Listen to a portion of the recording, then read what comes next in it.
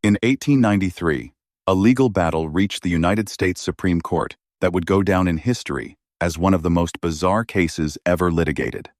Unlike typical high-stakes trials filled with forensic evidence or complex precedents, the lawyers in this room spent nearly their entire time reciting definitions from dictionaries.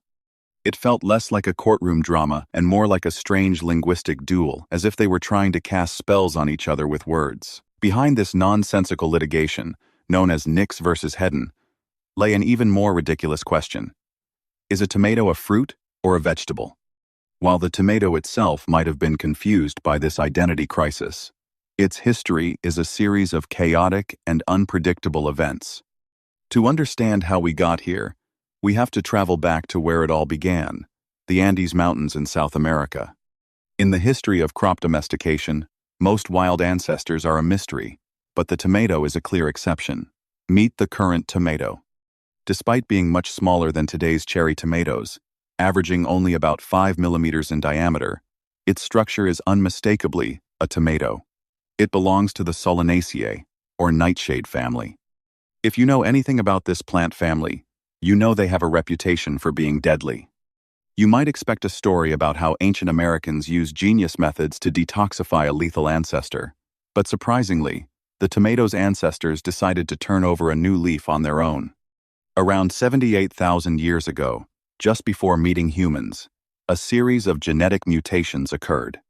As the tomato ripened and turned red, its levels of tomatine, a bitter and toxic alkaloid, dropped sharply.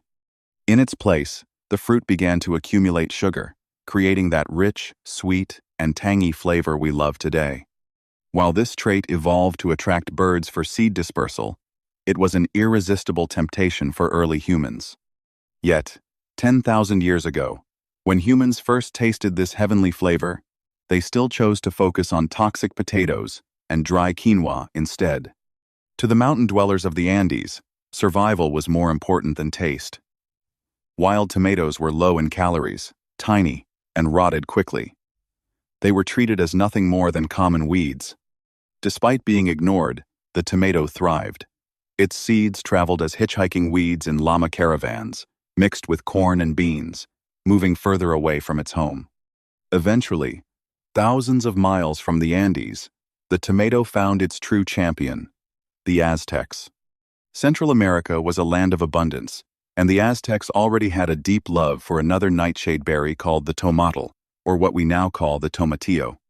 When this red berry from the south appeared in their cornfields, they didn't see a weed.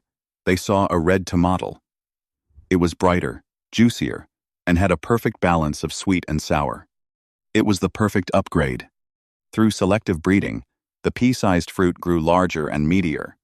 This is where the modern cultivated tomato began to take shape. By the time the Spanish arrived, the tomato had essentially stolen the identity of the tomatillo. In the local Nahuatl language, tomatal now referred to the tomato. The Spanish heard this name, remembered it, and brought it back to the Old World as the tomato. Paradoxically, when the actual tomatillo eventually reached Europe, people thought it looked like a small version of the tomato, so they named it tomatillo, or little tomato. It was a complete reversal of history.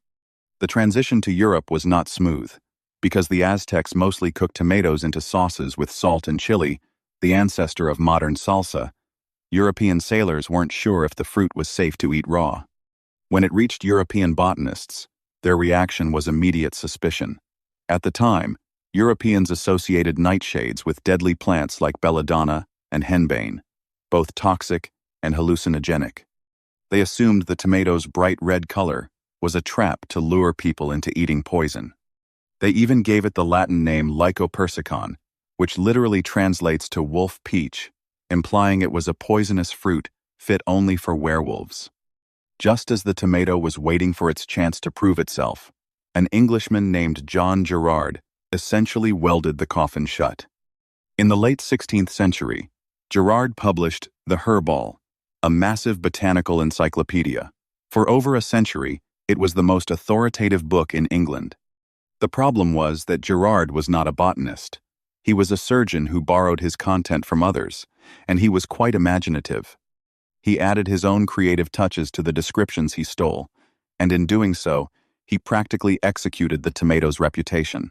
Gerard boldly claimed that tomatoes emitted a foul, decaying stench. Using his authoritative voice, he warned every English reader that this fruit was toxic and that eating it would lead to a certain death. This combination of deep-rooted prejudice and a trusted influencer's condemnation blacklisted the tomato in Britain for 2 centuries. It remained a mere curiosity, grown only in the private gardens of a few eccentric aristocrats and botanists who viewed it as a dangerous ornament. Ironically, this period of suppression set the stage for the tomato's greatest comeback. In the 18th and 19th centuries, social upheavals like the French Revolution swept across Europe. Power shifted rapidly between royals, generals, and rebels. But for the common people, life was a cycle of poverty and exploitation. This was especially true in southern Italy. In Naples, thousands of displaced farmers flooded the cities, becoming the urban poor known as the Lazzaroni. Struggling to survive, these people looked at the poisonous tomatoes that the experts said were inedible. They soon realized a simple truth. If you step out from under the expert's umbrella, you will find it isn't actually raining. Because the Aztecs had originally bred tomatoes to be sauce-making machines, these Neapolitans instinctively did the same. They boiled and mashed the perishable fruit into a jam, adding heavy salt to preserve it. At the same time, the rulers of Naples, fearing a bloody revolution from the starving masses, kept flour prices artificially low. When the poor combined their tomato jam with cheap flour and baked it, the world changed forever. The prototype of the pizza was born. Before the tomato could fully clear its name in Europe, it followed Spanish trade routes to another destination, China. Upon arrival, it faced a new identity crisis. Because of its appearance, the Chinese dubbed it the Western persimmon, or shifanshi, despite it having no biological relation to the actual persimmon. Early Chinese records from the Ming Dynasty described it as an exotic ornamental or medicinal plant. Much like the chili pepper, the tomato was ignored as a food source for centuries. In Qing Dynasty literature, it was even used as a metaphor for something that looks good but tastes terrible. It is likely that these early varieties still carried a bitter, wild aftertaste. For a long time, it seemed the tomato would never conquer the Chinese palate. While the tomato struggled in Asia, a separate chain of events was beginning in Fujian province. Locals there created a fermented fish sauce called ketchup. In the 17th century, Fujianese sailors brought this sauce to Southeast Asia, where it fascinated European traders. They tried to replicate the flavor back home, but lacked the tropical fish, leading them to use walnuts or mushrooms instead. Europeans began calling any mysterious dark sauce ketchup. By the 19th century, British immigrants brought this term to America, which happened to be the world's largest producer of tomatoes. American farmers had a massive problem. Tomatoes ripened all at once in August, leading to enormous waste. A technician named Harrison Crosby discovered that the tomato's acidity naturally inhibited bacteria. By sealing and boiling them, he created canned tomatoes with a shelf life of over a year. When the Civil War broke out, these cans became a secret weapon for the Union Army to fight scurvy. After the war, this industrial capacity shifted to the civilian market, making canned tomatoes a staple in every American kitchen. However, the canning industry also created massive waste: skins, stems, and overripe fruit. Unscrupulous businessmen collected this wet trash and added chemical preservatives like salicylic acid, borax, and even coal tar to mask the decay and fix the color. It was a dark time for the tomato. Finally, an American businessman decided enough was enough. He used fresh tomatoes, high amounts of vinegar, sugar, and salt to create a safe, delicious sauce. To distinguish his product from the brown sludge on the market, he changed the name from ketchup to ketchup and sold it in transparent glass bottles to prove its purity. That man was Henry J. Heinz. His success, combined with American canning technology, eventually swept back across Europe, finally cementing the tomato's place in global cuisine. The tomato found its next major stronghold in the Soviet Union. In a land where fresh vegetables were scarce for half the year, Industrialized tomato paste became the ultimate answer. The Soviets even created a universal soy sauce made of flour, butter, and tomato puree. Their obsession reached a peak with the Tushanka brand, which supposedly had a 50-year shelf life. When Chinese delegations visited the Soviet Union, they were shocked, but inspired by this tomato with everything lifestyle. They realized that this could be a salvation for a rebuilding China. They imported several Soviet varieties, the most legendary being the didyouknow. The didyouknow was a miracle of nature. While most tomatoes stop growing after they produce fruit, a genetic mutation in the didyouknow made it forget to stop. It produced fruit continuously from summer until the first frost, yielding staggering amounts, sometimes up to 10,000 pounds per acre. It was built for the factory. Its tough skin and firm flesh allowed it to survive long-distance transport without bruising, and its low water content meant more paste could be produced from every pound of fruit. In the 1960s, a wave of canneries sprang up across northeast China. These factories produced massive quantities of canned tomatoes for export, earning precious foreign exchange. In an era where northern winters offered nothing but cabbage, these products became a vital source of vitamin C. Slowly, the Western persimmon transformed into the national staple we know today as shi. In less than a century, it conquered the Chinese table so thoroughly that it's hard to imagine a time without it. It had come full circle.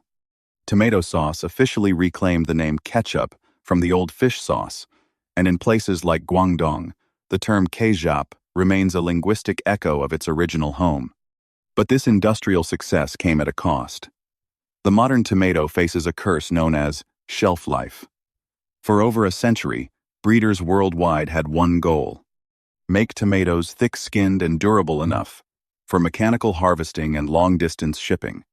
They succeeded in making them look perfect, uniformly red, with no green shoulders. But as the appearance improved, the flavor vanished.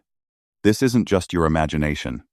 Scientists eventually realized that the genetic mutations that made tomatoes ripen perfectly red also accidentally switched off, the genes responsible for manufacturing sugar and key flavor compounds. The Andean wonder had been reduced to a beautiful but empty red shell. This lack of flavor pushed the tomato even further into the category of vegetable, as it now required heavy seasoning to be tasty. This brings us back to the courtroom in 1893.